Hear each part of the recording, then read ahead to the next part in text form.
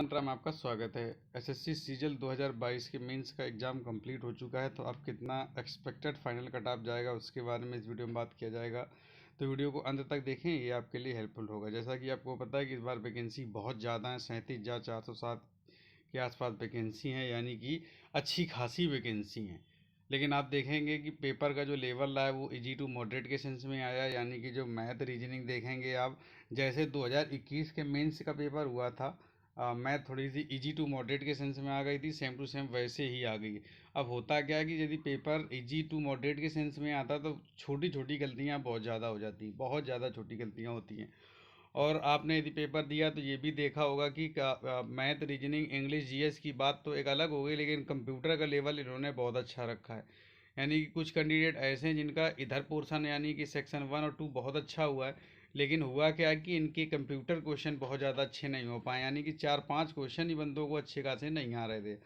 और फिर बात आती है टाइपिंग की, तो जिन लोगों ने टाइपिंग की प्रैक्टिस बहुत अच्छी नहीं की थी तो वो टाइपिंग में वर्ड ही नहीं अच्छी, पूरे स्ट्रोक ही नहीं टाइप कर पाए। किसी के 1500 स्ट्रोक हुए, किसी के 1400 स्ट्रोक हुए, किसी के 1600 स्ट्रोक हुए। जैसा कि मेरा ही एग्ज़ाम है, तो मेरा एग्ज़ाम जो 2 तारीख को हुआ था, ठीक है।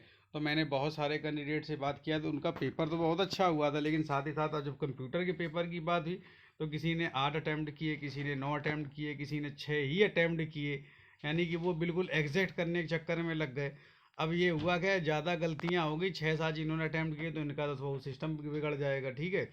दूसरी बात रही टाइपिंग की, तो टाइपिंग में बहुत सारे लोग ऐसे थे जिनका पेपर इधर सेक्शन 1 सेक्शन 2 बहुत अच्छा हुआ, लेकिन साथ ही साथ उधर 1500-1600 स्ट्रोक ही मार पाए।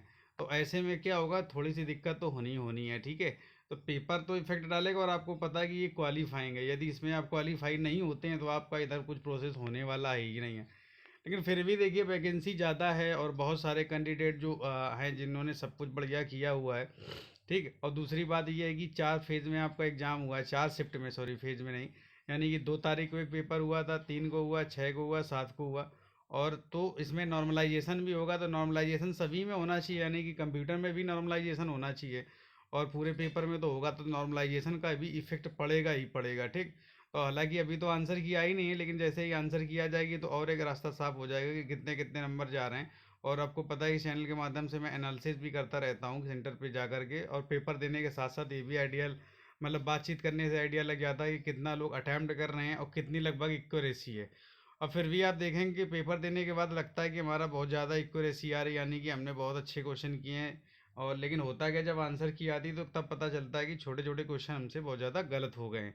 तो फिर भी देखते हैं कितनी वैकेंसी है, लगभग कितनी कट ऑफ जा सकती है।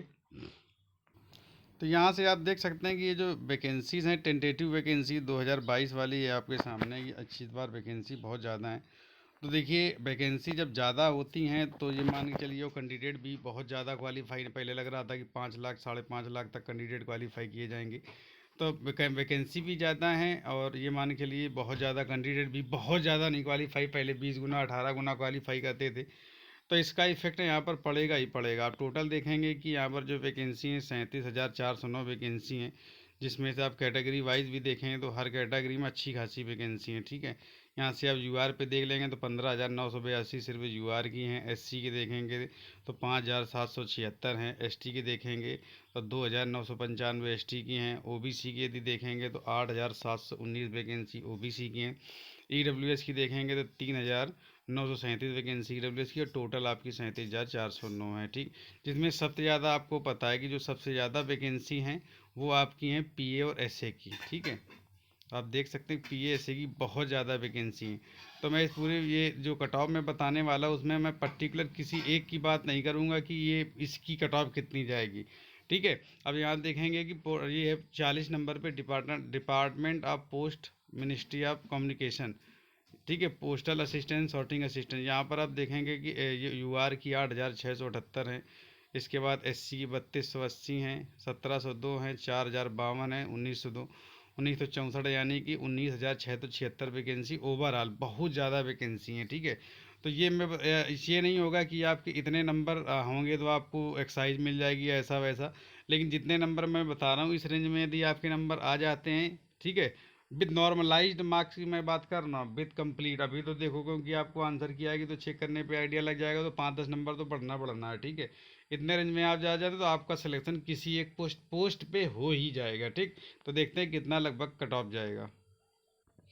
तो यदि आप यूआर कैंडिडेट और आपके नंबर 290 से 295 नॉर्मलाइज स्कोर आ जाते हैं, इस बीच में नॉर्मलाइज होकर के, तो आपका सिलेक्शन हो जाएगा। ओबीसी की बात की जाए 285 से 290, ईडब्ल्यूएस की बात की जाए तो 280 से 285, और एससी की बात की जाए तो 260 से 265, और एसटी की बात की जाए तो 240 से 245। यानी कि इस रेंज में यदि आपके नंबर आते हैं तो आपके पास कोई ना कोई एक सिलेक्शन हो जाएगा किसी न किसी पोस्ट पर, क्योंकि सबसे ज़्यादा चांसेस हैं पीए एसए पे होने के। ठीक है, अब आगे यदि इससे और आपके प्लस नंबर जाते हैं तो आपको और अच्छी पोस्ट मिल जाएंगी। मेरे हिसाब से सबसे लोवेस्ट पोस्ट जो होगी, लोवेस्ट कट ऑफ ये रहने वाली है। आपके हिसाब से कितनी रह सकती है वो भी कमेंट करके बता सकते हैं। वीडियो को ज़्यादा से ज़्यादा शेयर कर सकते हैं, लाइक कर दें, कमेंट कर दें। चैनल पे नए हैं तो चैनल को सब्सक्राइब करके सपोर्ट कर दें। Thanks for your time.